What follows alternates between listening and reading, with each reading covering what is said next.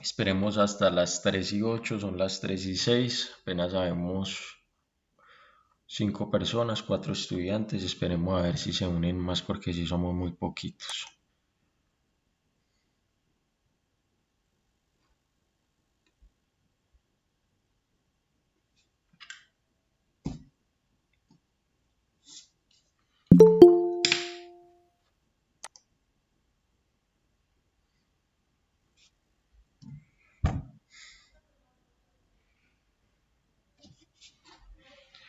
Hola Natalia, bienvenida.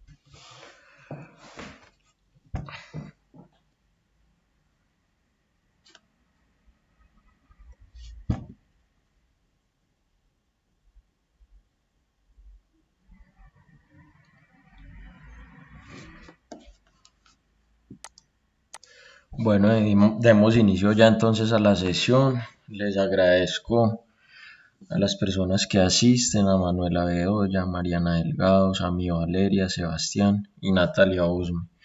Muchas gracias pues por asistir a la reunión, a la clase. Yo siempre les he dicho que doy incentivo por la asistencia. Si ustedes asisten a mis clases, pues eso se va a ver reflejado en un incentivo en la nota porque demuestra compromiso con el área. Como ustedes saben, la clase pasada entonces trabajamos el primer taller. Esta clase vamos a trabajar el segundo taller. El primer taller entonces vimos el tema de las revoluciones europeas de los años 1830 y 1848. Habíamos entonces quedado en esa clase que para la que tenemos en este día de hoy íbamos a ver lo que ocurría en nuestros países como Colombia, Venezuela, Ecuador, lo que sucedía mientras allí en Europa ocurrían esas revoluciones de las que hablamos la clase pasada, revoluciones de 1830 en Francia, en Holanda, en Inglaterra, en todos estos países. ¿Qué ocurría entonces mientras tanto acá en esta parte del mundo? Eso es lo que vamos a ver hoy. Les voy a compartir mi pantalla, mis diapositivas. Ustedes me van a confirmar si la pueden ver.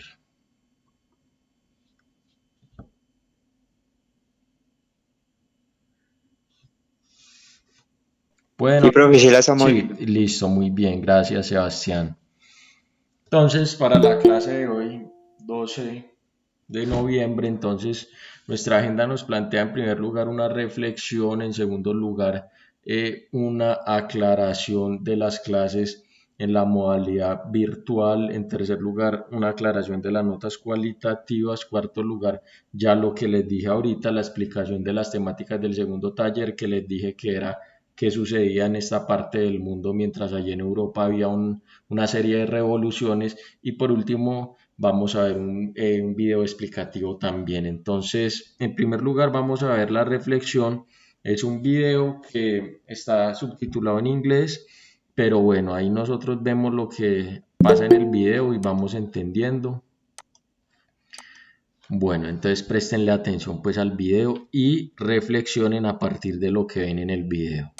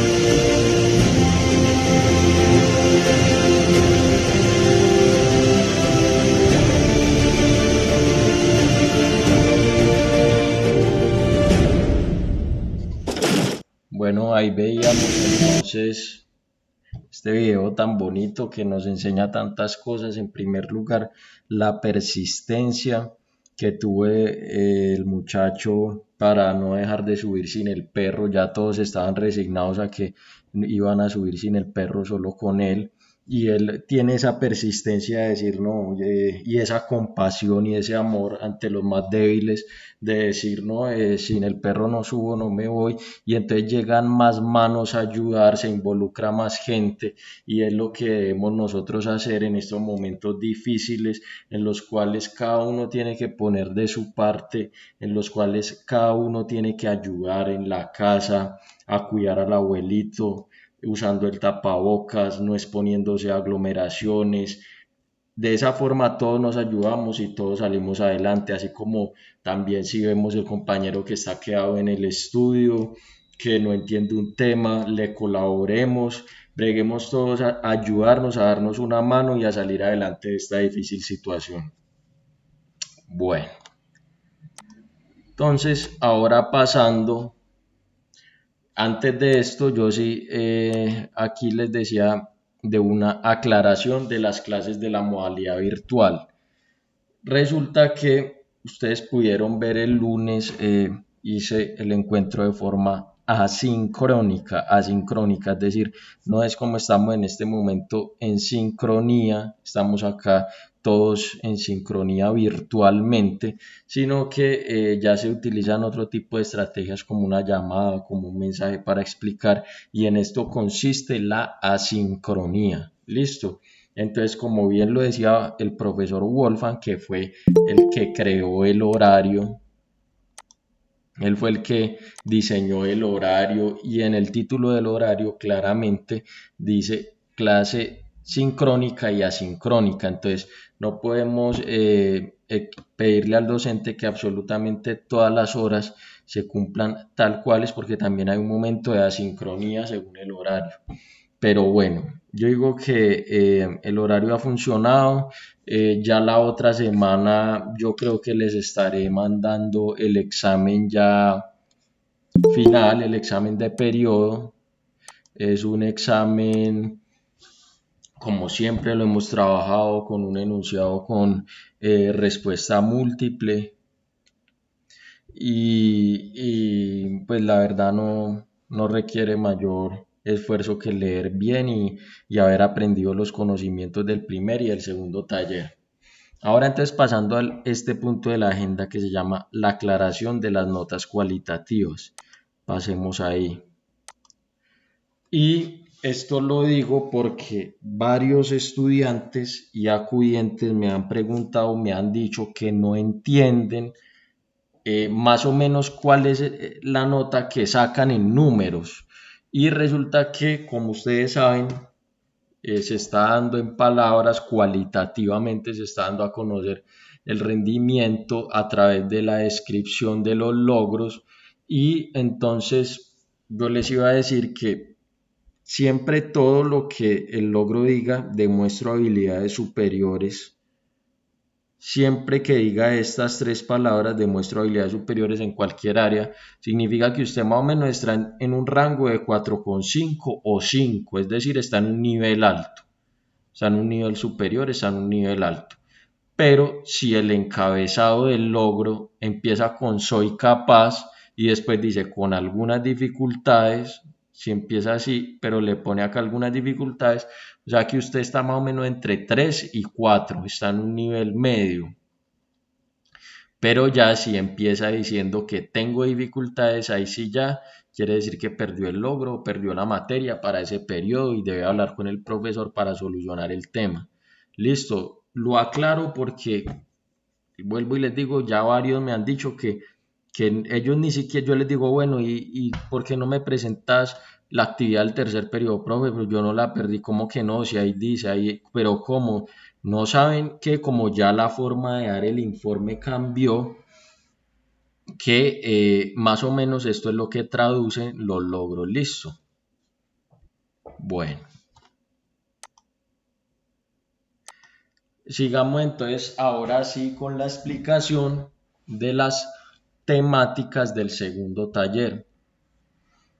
Entonces, en este segundo taller se nos planteaba que así como ocurrió en Europa, que hubo una serie de revoluciones que comprendieron entre los años 1830 y 1848, resulta que aquí en América Latina también existieron una serie de revoluciones. ¿Y que eran esas revoluciones? Revoluciones de independencia. Nuestros países querían ser independientes de la corona española. ¿Y cómo inicia todo este proceso? Vayámonos al inicio de cómo se dio todo este proceso de la independencia de estas tierras. Entonces resulta que hubo a finales del siglo XVII una serie de reformas hecha por la corona española, se llamaban las reformas borbónicas. Siempre que escuchen hablar de esa palabra Borbón, borbónica, véala acá, significan los reyes de España, listo. Siempre todo lo que sea Borbón, los Borbones son los reyes de España, listo. Entonces acá podemos ver el escudo de la familia real española.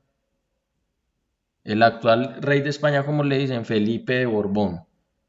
Y así todos los que sean Borbones son reyes de España. Resulta que entonces, para finales del siglo XVII, este imperio que tenía España en Colombia, en Venezuela, en Ecuador, en todos estos países donde hablamos español, estaba en crisis. Estaba en una crisis, decía acá que había un deterioro de las finanzas porque había corrupción y había evasión de impuestos. Entonces estaba en crisis y esas crisis también se sumaban las pestes y las epidemias, que no es algo nuevo. Esto que estamos viviendo nosotros no es algo nuevo, es algo que ya la humanidad ha experimentado en varias oportunidades de la historia, de toda la historia. Listo, incluso han existido peores epidemias de las que estamos viviendo en este momento.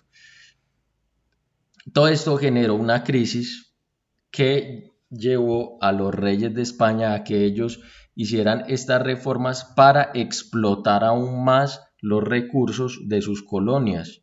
Recursos como qué, como el oro, como el carbón, como todos estos elementos que nos da la tierra, la plata, el acero, todos estos elementos los explotaba la corona española y se los llevaba para allá para convertirse en un país rico. Y ellos entonces aprovecharon al máximo los recursos provenientes de las colonias y unificaron su administración a través de la designación de ministros más eficientes. A partir de eso entonces ellos crean unas secretarías, dice acá, de despacho universal, que reemplazan antiguas instituciones como el Consejo de Indias, que quedó reducido a un simple órgano de consulta. Y entonces también se crean unas unidades administrativas, es decir, van a dividir el territorio que era toda una colonia, ellos tenían toda una colonia y lo van a dividir y entonces van a decir que va a existir un virreinato que se llama la Nueva Granada, que incluye la audiencia del nuevo reino de Granada y de Quito, así como las gobernaciones de Maracaibo, Cumaná y Guyana. Maracaibo es una ciudad venezolana. Y se crea también el Virreinato del Río de la Plata, que comprende los territorios de Argentina, Paraguay, Uruguay y Bolivia. Entonces ya esta gente de la corona familia real española van a dividir todo el territorio que tenían en estos países de Sudamérica, pero no solo era Sudamérica, sino también Centroamérica y parte de Norteamérica, lo que es México, y van a crear entonces unas dependencias, entonces van a crear en nuestro territorio, acá podemos ver este en nuestro territorio, se va a llamar el Virreinato de la Nueva Granada. Ya después entonces le ponen el nombre de Colombia, pero antes nuestro país, cuando éramos una colonia de España, nos llamábamos, era el Virreinato de la Nueva Granada. Entonces acá podemos ver la otra creación que se llamaba Capitanía de Venezuela, Virreinato del Perú, Virreinato de la Plata. Entonces acá podemos ver Argentina, Uruguay, Capitanía de Chile. Y ya esto que es Brasil, que es una colonia, ¿de cuál país? ¿Quién me dice de cuál país era colonia Brasil? Y le doy un incentivo. Y les doy una pista, ¿qué idioma hablan en Brasil?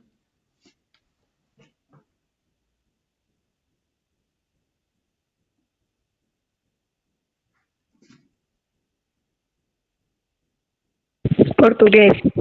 Exactamente, eran entonces una colonia de Portugal. Recordemos, Portugal es un país chiquitico que está pegado a España, cuya capital es Lisboa. Lisboa, capital de Portugal, no se les olvide nunca.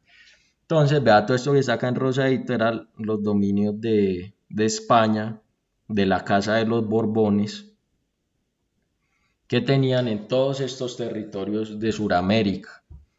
Y ellos entonces van a hacer esas reformas para extraer aún más los recursos que habían en estos países. ¿Qué va a pasar entonces? Resulta que ellos van a controlar fuertemente los territorios desde España y, como les acabo de decir, lograr una mayor extracción de los recursos económicos. Pero eso generó tensiones sociales y más tarde crearían condiciones para que el dominio colonial en América entrara en crisis. Todo ese dominio que tenía España sobre nuestros países, entonces va a entrar en crisis. Y hay una serie de sectores que son los más afectados. ¿Quiénes son esos sectores? Los criollos. Recuerden, criollo siempre significa el hijo de españoles en estas tierras de Sudamérica. Si es hijo de españoles, se dice que es un criollo, es un hijo que nació acá en América de españoles. La orden de los jesuitas era una orden religiosa católica, los indígenas y los blancos pobres. Entonces estos eran los sectores más afectados por esas reformas que iba a hacer la Casa de los Borbones. Entonces, en 1767 los Borbones decretan la expulsión de la orden de los jesuitas de todo el territorio de la Nueva Granada hasta de México. Nos dice acá, antes México, acá antes nos dice cómo se llamaba, la Nueva España, se llamaba antes México, para que vean cómo era el nombre anterior de los países. El de nosotros, ¿cuál era? La Nueva Granada. Y expulsan, aquí nos dice, 2.700 religiosos jesuitas los expulsan. Entonces, estos jesuitas que fueron expatriados, ellos hacen una labor de defender la identidad americana, de defender lo criollo y de oponerse a la corona española, a la Casa de los Borbones, porque están creando una reforma que los está explotando. Y a la vez no solo afectaba a los jesuitas y a los criollos, sino que nos dice acá también a los indígenas y a los blancos pobres. Porque la corona crea un impuesto que se llama la alcabala, que es un impuesto sobre las ventas y es un impuesto principalmente sobre el tabaco, y también crea unas restricciones a las bebidas alcohólicas, como dice acá la chicha, que afectan finalmente a los más pobres. Entonces, todos estos impuestos, la expulsión de los jesuitas, que nos están explotando más los recursos, que no permitían que los criollos estuvieran en los cargos de los gobiernos de las ciudades que los españoles fundaban acá en nuestro país, porque recordemos que todas las ciudades que nosotros conocemos en nuestro país son fundaciones de algún conquistador español o de españoles, como los pueblos en los cuales habitamos. La mayoría, todo ha sido en este proceso de los españoles en América Latina. Y entonces todos ellos están muy insatisfechos con la corona española, tanto los criollos como los blancos pobres, como los indígenas y como los jesuitas, por todas estas reformas, y se crea entonces acá una crisis del sistema colonial. Ahora vamos entonces a ver un video que nos va más o menos de contextualizar en todo lo que era esta época. Listo, es un video muy bueno, muy divertido, espero le pongan atención. A ver, niños, a ver, primera pista. Es de clima frío, hace parte de nuestra cultura diaria y casi siempre es amarilla. A ver, quién sabe, quién sabe. Yo, en la ruana. Eso que vaya, Lile, vos sí sos boba, ¿no? era la papa criolla. No insultes a Yalile, criollo serás tú. Si yo soy mestizo, nada de criollo, papá, no me confundas. ¿Es que acaso vos no sabes distinguir entre un mestizo y un criollo o qué? ¿Y cómo así? ¿Quién te enseñó la diferencia entre un mestizo y un criollo? Pues ¿cómo que quién? ¿No te acordás en la clase de historia cuando vimos el tema de colonia, independencia, que nos explicaron que los mestizos era la mezcla de algo y que los criollos eran otra mezcla? Un momento. Yo sé que los mestizos eran los hijos de blancos con indígenas, pero la verdad, no estoy segura de quiénes eran los criollos en la colonia. Nos toca llamar al profesor Superó, no hay de otra. Y en esta pollada, el reinado de las grandes, las ricas, las blancas, las negras, las verdes y todas las peladas, reciban con un fuerte aplauso a Silveria.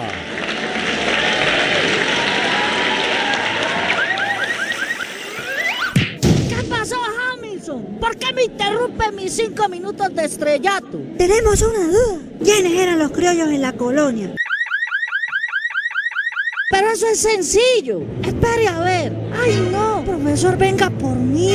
Ay, no sé ni dónde estoy parada, aunque estoy sentada. Deprisa, Silveria, tenemos un paseíto pendiente. Nos vamos al año 1700 y pico a buscar algún criollo amable que nos hable sobre los criollos. Tranquila, que de todas formas no creo que fuera a ganar. Usted es mejor para los deportes extremos que para los cotejos de belleza. A 300 peinetas de pez espada y a la Nueva Granada.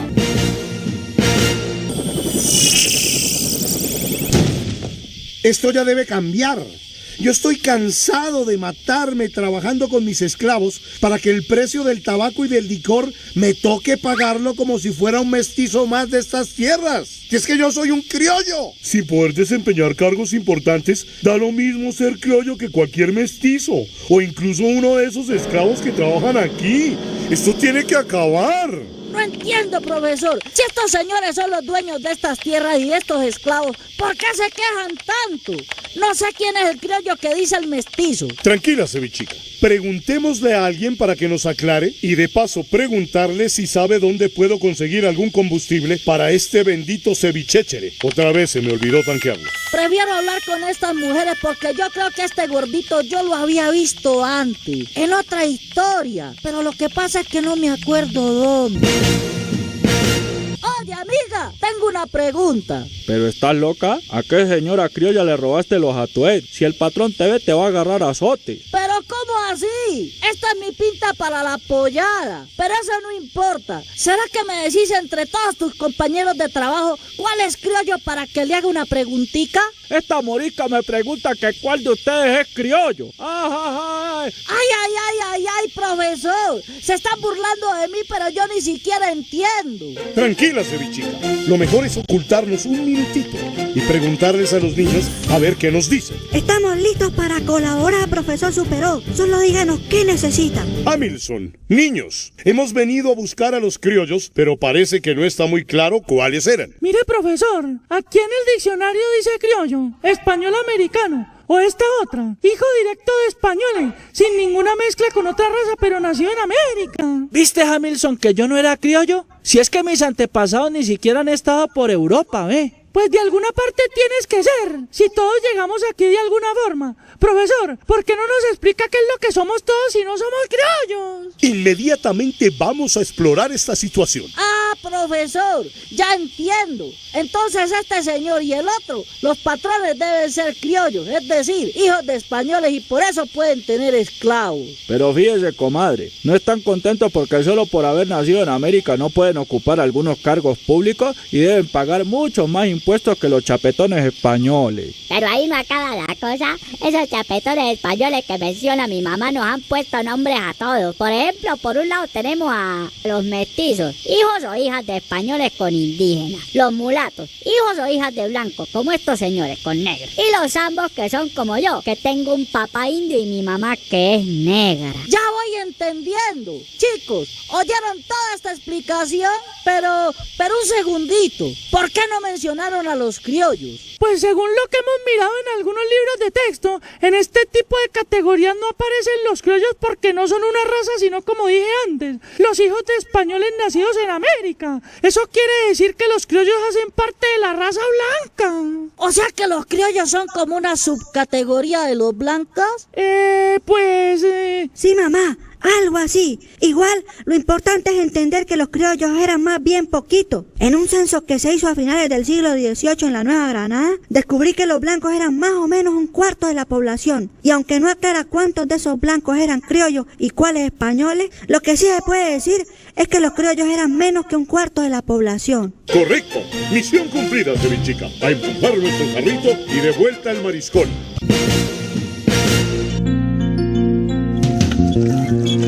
Pero ¿desde dónde vienen empujando? Desde hace siglos. ¿Saben qué? Ya me acordé de ese señor, del criollo de la finca de esclavos. Fue Juan Francisco Berbeo, ese que firmó en nombre de los comuneros unos acuerdos. Las capitulaciones serían del levantamiento comuneros. ¿Cómo hemos aprendido, Cevichica? Mira, es que los criollos fueron los que lideraron el proceso de nuestra independencia. Por eso es que este señor aparecerá en otro capítulo importante de nuestra historia, mira. Correcto. Hemos cumplido. Hemos desenredado el nudo de la historia un poquitico. Pero profesor, ¿y si los criollos se les rebelaron a los españoles y obtuvieron el poder, a los demás se les pasó por la cabeza independizarse de los criollos? Y a fin de cuentas, ¿será que a la papa criolla se le dice así porque eso era lo que comían los criollos? ¿Y quién se inventó la palabra criollo, Así sea para las papas o para los hijos americanos de españoles. Ay, otra vez, niños. Al pulponi, de vuelta al pasado. Es que la historia nunca acaba.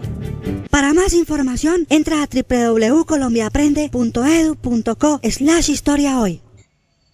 Bueno, ahí veíamos el video muy divertido, nos explica muy bien pues cómo eran las categorías de estas épocas que estamos hablando de la colonia, lo que les decía ahorita. Entonces, los criollos, los hijos de españoles nacidos en América, y ellos son los que van a crear o a idearse el movimiento de la independencia. Entonces pasemos aquí a la otra diapositiva. Entonces nos decía ahí en el video explicativo que empiezan a surgir, los criollos empiezan a rebelarse, como les decía ahorita, contra la autoridad de los Borbones, contra la autoridad de la colonia, y esto empieza a suceder a lo largo de todos los virreinatos que tenía España con España aquí en estos países de América Latina.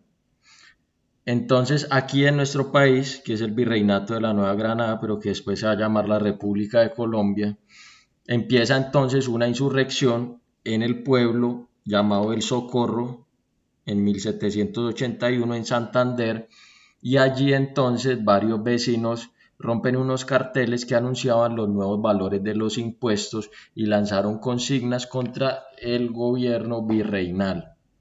Recuerden que los criollos no los tenían en cuenta para los cargos públicos, todos los cargos públicos eran para los españoles. Y entonces se crea una junta que se llama la Junta del Común o la Junta de los Comuneros, y se va a desplazar hacia la ciudad de Santa Fe, que es la que conocemos hoy día como Bogotá, para exigirle al rey, llamado Antonio Caballero y Góngora, la abolición de los impuestos. ¿Cuál fue la respuesta del rey? Nos dice acá que le dio al líder comunero José Antonio Galán la pena de muerte. Así lo castigó y masacró prácticamente a este movimiento llamado los comuneros.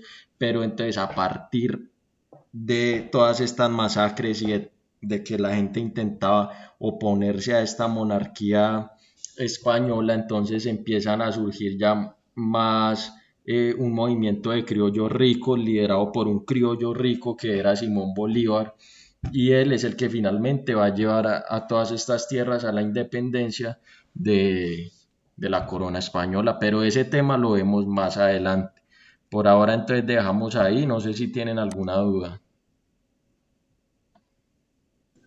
Ninguna, profe.